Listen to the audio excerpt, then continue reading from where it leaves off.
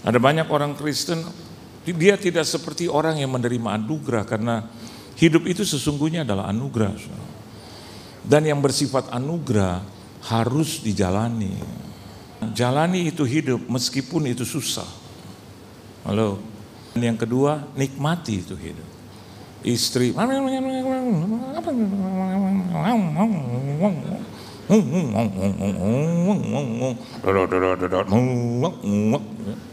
nikmati aja, itu kayak stereo yang terbaik.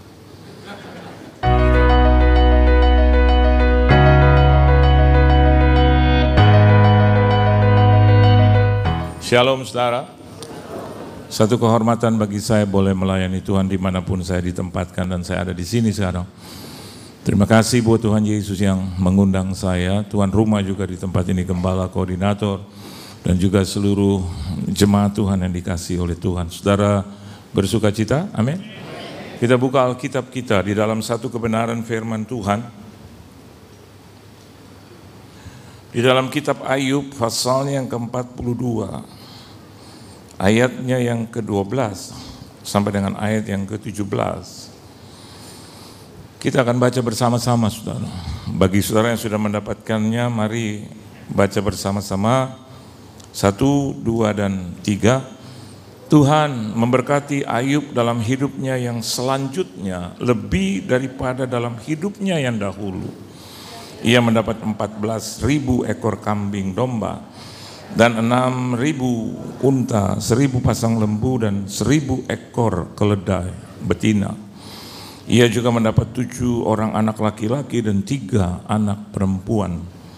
Dan anak perempuan yang pertama diberinya nama Yemima, yang kedua Kezia, dan yang ketiga Keren Hapuh.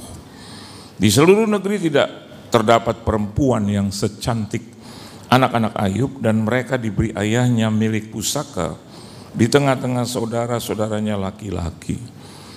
Sesudah itu Ayub masih hidup 140 tahun lamanya. Ia melihat anak-anaknya dan cucu-cucunya sampai keturunan yang keempat. Maka matilah Ayub tua dan lanjut umur. Amin. Sesungguhnya ini yang Tuhan sediakan buat kita. Kita mati bukan karena penyakit, saudara. Halo. Karena Tuhan adalah sang kesehatan itu sendiri. Dan kalau kita baca dengan jujur, Ayub mati dalam usia lanjut, dan memang he should die. Kita semua memang harus mati. Tetapi sebelum ada di dalam kematian itu, Tuhan memberkati dia 2 kali lipat. Kalau orang diberkati 2 kali lipat terus 3 bulan mati juga buat apa gitu. Dia dapat 2 kali lipat dan dia menikmati itu semua. Hidup ini ada 3 bagian penting. Yang pertama, jalani itu hidup meskipun itu susah. Halo. Ada banyak orang Kristen, dia tidak seperti orang yang menerima anugerah, karena hidup itu sesungguhnya adalah anugerah. Dan yang bersifat anugerah harus dijalani. Suami saya, Pak, saya nggak tahan hidup, tahan-tahanin. Istri saya, Pak, saya udah nggak kuat-kuatin. Anak-anak saya, Pak, ampun, kenapa anak-anakmu? Nggak bisa dibilangin, bilang-bilangin. Hidup ini, Pak, saya udah bosen. Saya hidup susah, saya mau katakan senang-senangin. Siapa di ruangan ini yang tidak punya masalah? Pasti punya masalah. Anda jangan berpikir saya pakai jas, berdiri di atas panggung, terus saya nggak punya masalah. Justru mungkin yang paling besar masalahnya, yang Anda tidak tahu. Anda tidak tahu, oh kan Pak terkenal. Nggak juga. Terkenal itu bukan membuat kita nggak ada masalah, makin. Tadi pagi baru duduk, breakfast, udah ada 10 orang kasih tangan, foto, baru mau makan, belum makan. Selamat pagi Pak, pagi. Pak boleh foto? Boleh. Tadi saya mau bilang saya kasih foto aja boleh? Pak saya mau foto, saya ngefans. Terus saya bilang oke, masa saya harus kasih muka jelek, buruk, tidak baik? rugi juga buat saya. Jadi terpaksa, bukan terpaksa ya, harus mau dengan senyum pagi-pagi. Pak, lagi ya Pak? Oke. Pak pindah boleh? Boleh. Maksudnya, jadi sekarang suami saya di sebelah kanan, saya deket Bapak. Boleh. Terus tiba-tiba istrinya boleh ikut? Ya boleh. Tadi istri saya yang pegang foto. Tadi saya mau tanya, jadi yang foto kita siapa? Panggil itu karyawan hotel. Udah selesai. Terima kasih ya Pak. Bapak enggak kenal saya? Iya, enggak kenal. Nama saya bla bla bla. Iya. Saya kerja di sini. Iya, dalam hati enggak nanya. Itu kan juga masalah gitu. Duduk selesai, baru ambil makanan, ketemu lagi. Pak, shalom. Shalom. Pak, lapar ya? Ya, udah tahu nanya juga. Pak, nanti boleh minta foto? Boleh. Duduk, baru dia hampiri. Pak, maaf, minta foto? Oke. Duduk di sebelah kanan nomor 8, di sebelah nomor 9. 9 itu bicara tentang buah roh. Betul nggak? Duduk di sebelah, ternyata Bapak Ibu bilang, shalom Pak. Saya jawab lagi, shalom. Terus dia bilang, Pak, aku ini bla bla bla. Iya. Pak, selesaikan makan Bapak. Oke. Pak, tapi saya mau tanya loh. Tadi bilang selesaikan. Pak Yohan Lumoin dong. Iya. Pak, boleh saya minta foto? Boleh. Berdiri lagi. Tak lama istrinya datang. Pak, ini istri saya. Foto lagi. Ngobrol lagi. Pak, saya dari Semarang. Iya. Pak, kami tinggal di Semarang. Kan tadi bilang dari Semarang, ya pasti tinggal di Semarang. Kan harus ada kesabaran itu. Baru duduk lagi, datang lagi suami istri. Pak, anakku ini ngefans. Oke, orang tuanya ngefans nggak? Kami bertiga, Pak. Aduh, dia kenal Bapak. Oke, foto lagi. Nggak lama itu karyawan, shalom Pak, shalom. Akhirnya saya punya rencana untuk membeli saham hotel itu, saudara. Supaya kalau saya diundang ke sini, udah nggak usah repot-repot hotelnya. Keluar, ya sama lagi begitu, ada masalahnya. Terus kalau kita terkenal, jaga hidup, jaga hati, betul nggak? Kadang-kadang istri saya mau apa, dia ambil yang beda. Kalau mau ngomong, lihat kanan kiri, terdengar orang nggak ya? Kalau saya bilang, kan tadi saya bilang, tiba-tiba ada jemaat, katanya harus baik-baik sabar sama istri Pak. Nggak gampang. Belum anak-anak saya yang di Yerusalem, maksudnya di rumah. Gitu. Tiap kali kita baru saja sedikit aja beda pendapat, anak saya langsung bilang, aku viralin loh, aku viralin. Kenapa jadi ngancem begitu? Kadang minta sesuatu, saya bilang, ada nggak Pak, nanti ya Tuhan tolong. Ayo dong Pak, jangan pelit-pelit, Bapak kan selalu kalau khotbah Bapak diberkati, Bapak selalu dikasih Tuhan, kalau nggak kasih aku viral loh, dalam nama Yesus. Tuhan Yesus. Tapi senang. Di usia yang sudah kepala 6, saya mau katakan buat Anda, rasanya hidup saya sudah selesai. Selesai bukan mau mati, tidak. Tapi lebih banyak untuk melihat ke depan tentang Tuhan dan pekerjaannya. For me, I'm finished. Dari keinginan apapun. Saya bilang sama istri saya, aku lebih lihat itu Tuhan.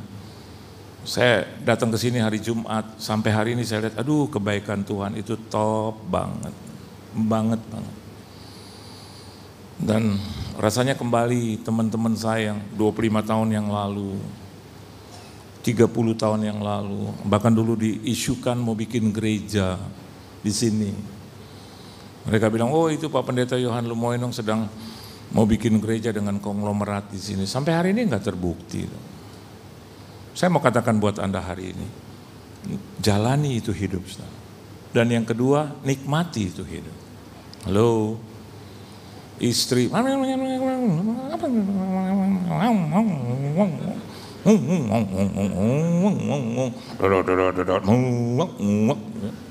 Nikmati aja, itu kayak stereo yang terbaik.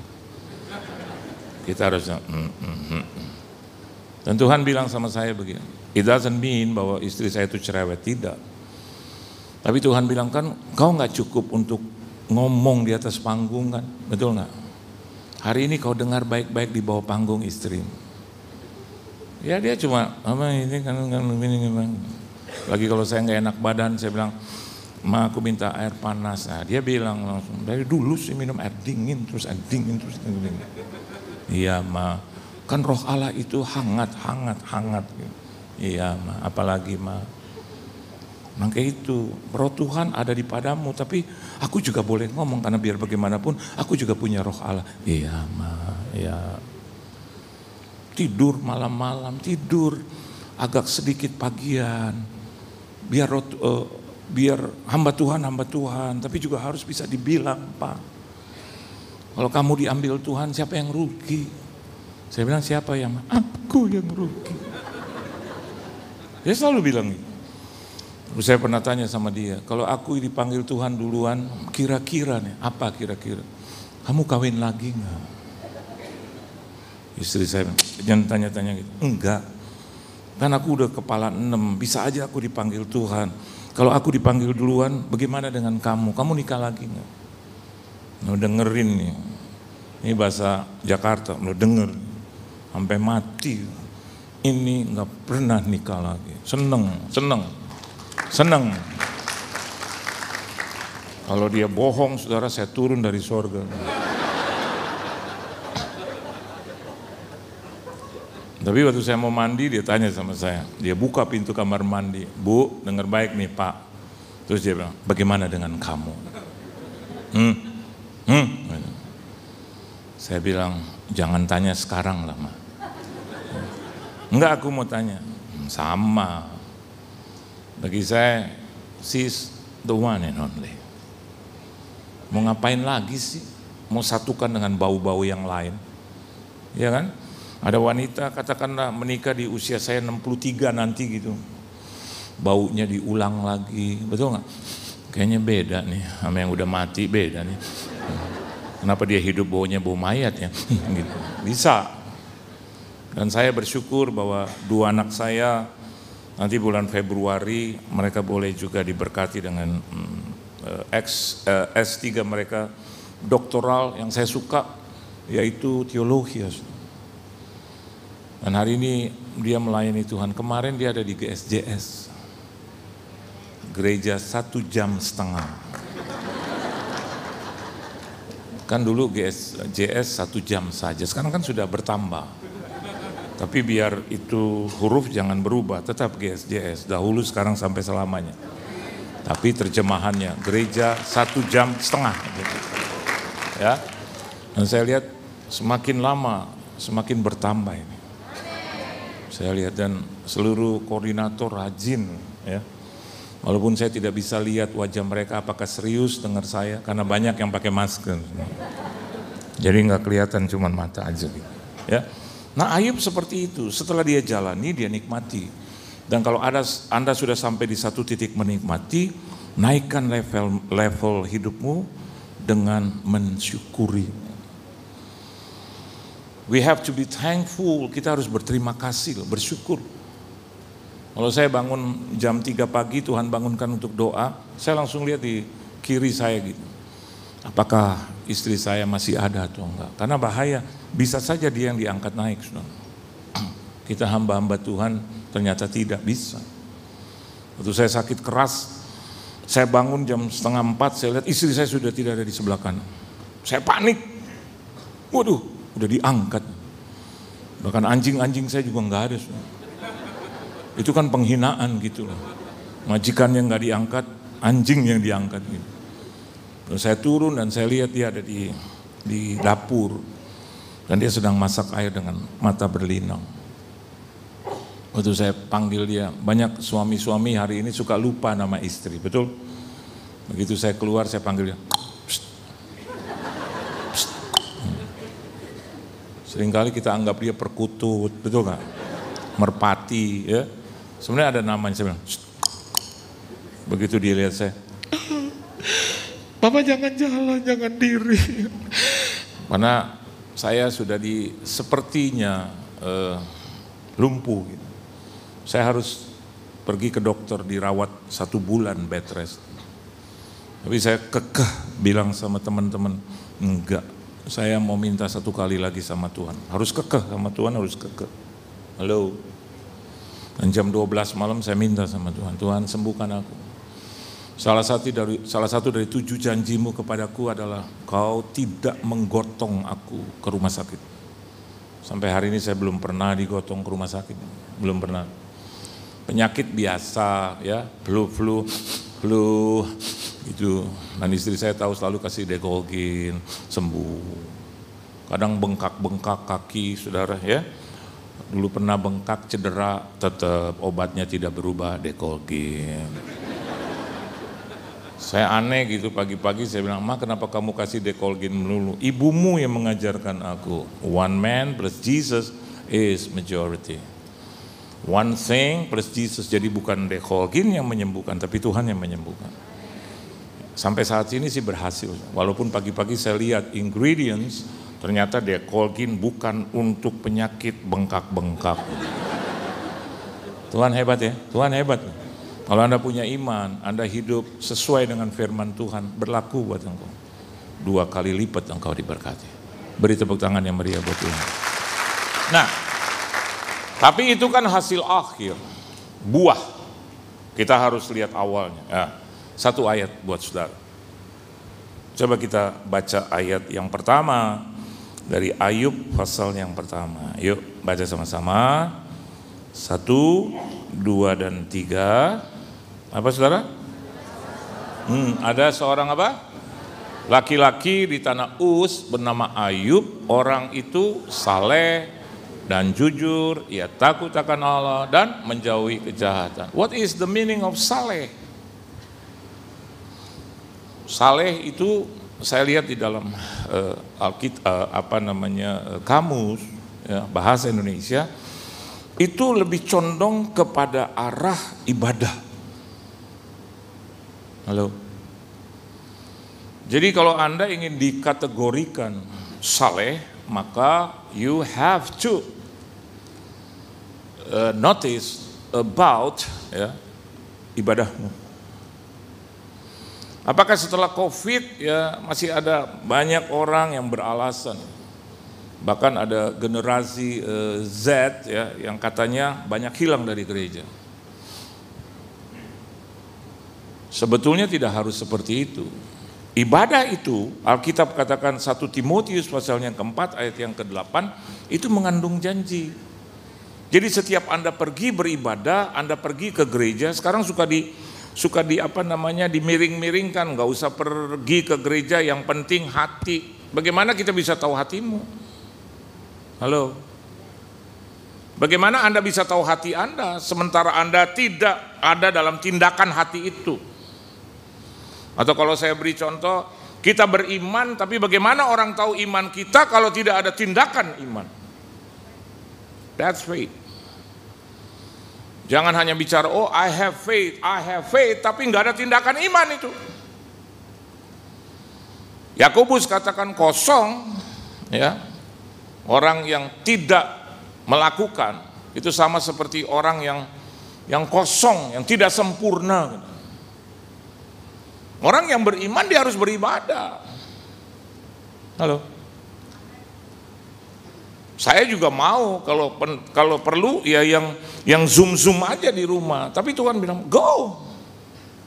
Dari hari Jumat saya udah di sini. Go. Minggu depan saya ada di Surabaya lagi. Minggu depan lagi ada di Palu. Besok lagi ada di Martil. Atau mungkin Gada kali.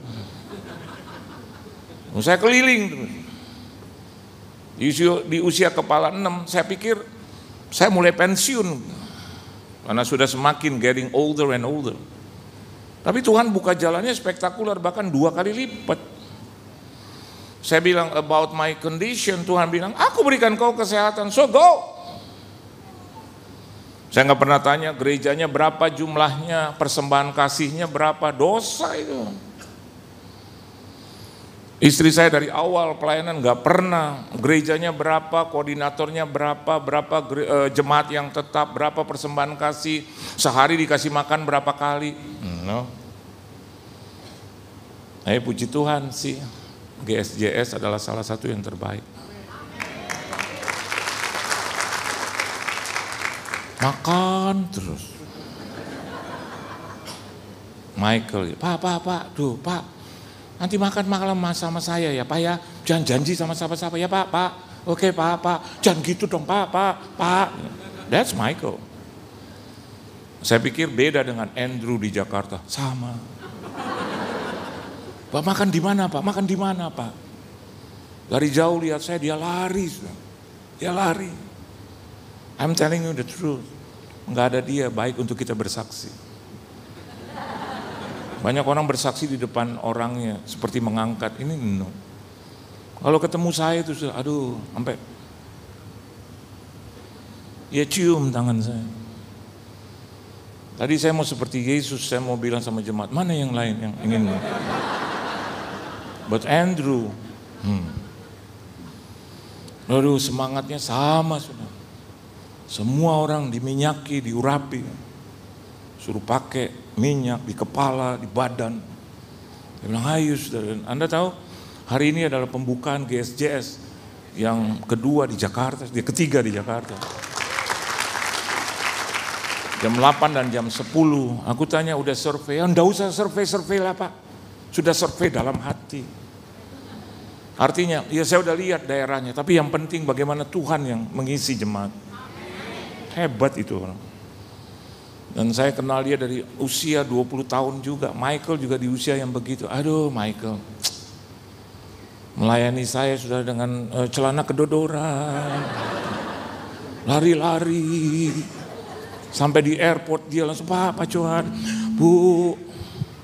Dia pegang saya punya koper. Saya bilang gak usah, enggak apa-apa. Saking cepatnya hilang. Saya tanya, mana itu anak? Toto itu koper dia udah masukin ke dalam mobil, dia jemput saya, kik.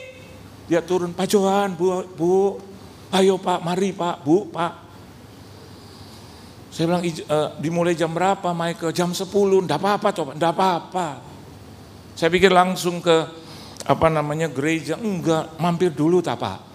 Di mana? Ada istilah kan tak bahaya loh. Enggak bahaya toh, ya. Enggak bahaya tah, gitu kan. Enggak bahaya tak. Dia bilang ke emak saya, oh ada mama ada emak ya. Ada berapa ibu yang kamu punya? Oh ini emak, ini oma. Oh dia datang saudara, hangatnya sama. Gitu. Omanya lihat, oh. Terus omanya tanya, itu mobil kemana? Mobil yang mana Ma? Ya ada. Emaknya kasih dia makanan. Saya tanya, kenapa Oma tanya mobilnya kemana? Karena yang waktu itu aku udah jual. Oh, ini yang keberapa? Yang kedua dari siapa? Sama dari Oma juga. Kenapa dijual? Itu tak tukar sound system, tak tukar semuanya untuk pekerjaan Tuhan. Wah, saya bilang ini Wandi pasti jadi orang yang diberkati Tuhan. Saya tanya jam tangan kemana? Tak jual juga. Buat apa? Ya itu buat Tuhan Pak. Kalau hari ini GSJS diberkati, layak lah. Bahkan prediksi saya, mungkin nanti ada jemaat di sini, kiri kanan. Bahkan mungkin mall TP dibeli kali oleh GSJS, nggak tahu. Loh, bagi Tuhan tak ada yang mustahil. Ya, saya lihat banyak hamba-hamba Tuhan sekarang menjadi orang-orang yang diberkati. Bahkan mall hari-hari di Jakarta penuh dengan manusia. Karena apa? Karena ada gereja. Kalau nggak ada gereja tuh mall begini nih. Sekarang ampun, sampai mereka protes gitu. Kenapa sih semua aja di mana-mana ada orang Kristen? Mall-mall selalu penuh dengan gereja-gereja. Iya, yang empunya paling mereka lihat bahwa masuk kan. Mall semua setelah COVID begini. Begitu gereja buka, mall penuh lagi. Dan para tenan bergembira, saudara. Itu makanan penuh dengan orang Kristen. Dan yang hebat sebelum makan dia doa dulu. Dalam nama Yesus berkati makanan ini. Dan juga tangan-tangan yang telah menyediakan. Senang itu. Bahkan dia bilang nanti 3-4 kali lagi datang ke sini tak kasih gratis, yang penting doa terus ya. Dan ternyata begitu sampai di gereja, saudara, bikin itu komputer dia, yang bikin flyer dia, yang angkat-angkat dorong-dorong ini sound system dia. Saya nonton, belum ada jemaat. Dia tusuk-tusuk. Dia coba nat. Begitu mulai ibadah, dia yang main musik. Mikrofonnya di depan. Kasih setiamu nyata bagiku. Saya hafal. Begitu selesai dia lari, dia angkat itu mic persis kayak Mick Jagger. Dan dianya shalom, saudara, dia pimpin pujian. Begitu selesai, oh, Tuhan berkati, langsung dia, mari saudara kita bangkit berdiri. Saya pikir ibadah apa lagi, ternyata jemaat masuk lagi. Hari ini bioskop di Jakarta kalah dengan GSJS Church, kalah. Kenapa? Kalahnya di mana? Sederhana. Tidak ada orang nonton pakai bangku tambahan. Mana ada? Nggak ada. Hanya gereja. Dan itu ke SJS. Beri tepuk tangan yang meriah buat Tuhan. Ya, I'm telling you the truth. Hanya ke SJS. Sampai di lorong, Pak, di lorong. Orang di lorong. Bahkan waktu terakhir kali saya khotbah, itu ada ruangan itu di depan saya, pintu. Itu saling dorong. Kenapa saling dorongnya? Karena orang mau masuk, ada bapak-bapak bilang begini, 5. Lihat kalau di bioskop kan harus beli tiket. Ini enggak, langsung bisa hadir, 5. Itu koordinator, enggak ada lagi, Pak. Persis seperti 5 gadis yang bijak dan yang bodoh. Karena bapak ini bodoh, datang belakangan. Dia bilang 5 ini buat Tuhan. Dia bilang bukan soal enggak ada kursi lagi, Pak. Enggak ada tempat. You know what I mean? Enggak ada, ini kan tempat. Di Jakarta GSJS enggak ada tempat sampai di sini. Saya khotbah depan orang muncrat. Itu Tuhan hebat. Beri tepuk tangan yang meriah buat Tuhan. Nah, satu hal, saya tutup firman Tuhan. Ya. Ayub ini adalah orang yang beribadah. Halo. Nah, ibadah itu ada banyak hal, ada doa, pujian, penyembahan. Lihat Timothy. Dan saya bilang, ini gereja yang baik juga. Bagaimana mereka mulai dari Yerusalem, dari Michael, dari Andrew, dan sekarang ke Timothy. Dan itu adalah hal yang baik. Ibadah itu kalau Anda lakukan itu mengandung janji. Bukan hanya buat hidup hari ini. Banyak orang hanya berharap untuk hidup hari ini. No. Anda dan saya sedang menabung. Menabung untuk hidup di kemudian hari. Bukan hanya besok lusa di Surabaya, tapi juga di sorga nanti. Jadi kalau ibadah itu salah satunya, maafkan saya, sesuatu yang paling orang tidak suka, yaitu persembahan, saudara. Dan banyak orang kalau sudah soal persembahan, begitu lihat itu para kolektan, mereka benci banget itu. Dan banyak yang ke WC, saudara. Herannya kalau mari kita berikan yang terbaik, WC penuh. Bukan di sini tapi di Jakarta penuh. Terus tiba-tiba orang, aduh aku sakit ginjal, aduh aku kebelet. Kalau saya jadi kolektan, saya kejar ke WC. Benar. Saya akan ketok itu WC. Kok belum bayar kok. Loh kan Anda sudah makan apa? Firman-Mu pelita bagi kakiku. Kan Anda makan firman. Bukan berarti bahwa gereja itu sangat-sangat memperhatikan uangmu, bukan. Saya dan Anda juga harus berani bahwa konkret ibadah itu Anda harus ikuti sampai akhir. Including memberi. Apa susahnya untuk memberi? Saya nggak beli 10%, bukan saya sombong, 20%. Kan saya bilang tadi, saya sudah selesai dengan hidup saya, ada istri saya. Berapa persen mas saya beri sekarang? Yang keras mah 90% dan nggak jatuh miskin. Kemarin lagi khotbah baru naik, tiba-tiba saya lihat ibu gembalanya di depan saya. Saya bilang shalom saudara, terima kasih buat Tuhan Yesus. Saya lihat lagi dia, terima kasih buat gembala Saya lihat lagi dia, saya bilang, Tuhan kenapa sih saya harus lihat dia? Umurnya juga udah 70-an lebih, bukan janda umur 21 gitu. Udah 70-an lebih, jadi tiap kali saya, amin, sudah saya lihat lagi dia, ternyata Tuhan suruh arahkan saya ke dia. Dan Tuhan bilang sama saya, berkati gerejanya. Memang waktu saya masuk gerejanya masih banyak yang terbengkalai, memang lagi direnovasi tapi banyak terbengkalai. Ternyata saya tanya setelah selesai 4 tahun mereka pekerjaan Tuhan terbengkalai di situ. Bayangkan. Dan Tuhan bilang sama saya, kau berikan yang terbaik buat aku melalui ibu gembala. Saya bilang, aduh Tuhan, kan aku cuma diundang, bukan disuruh kepret-kepret. Terus saya liatin itu, ibu liatin saya gini. Kayak penuh ya, untuk saya berkati, dan saya bilang, Tante, iya. Hari ini Tuhan berkata kepada saya, Tante, bahwa saya harus memberkati gereja Tante. Iya. Dan saya akan beri Tante buat pekerjaan Tuhan di sini. Saya nggak tahu harus berapa, karena uang saya di sini hanya cuma 250.000 untuk kolektor. Karena itu baru kebaktian yang pertama ya mah, pagi itu. Saya beri buat Tante untuk pekerjaan Tuhan ya Tante 50 juta. Itu tiba-tiba aja keluar. Mungkin di otak saya 500.000, saya mau tarik lagi tapi udah di udara saudara gitu. Nggak mungkin bisa ditarik. Dan itu Tante begini nih, dia di atas. Coba kalau saya bilang saya mau beri 5.000. Ya. 50 juta ya Tante. Terus saya, aduh duit dari mana ya? Terus saya bilang, Tante, saya nggak beri langsung karena saya nggak punya uang kontan. Mukanya berubah. Saya cicil ya Tante, makin.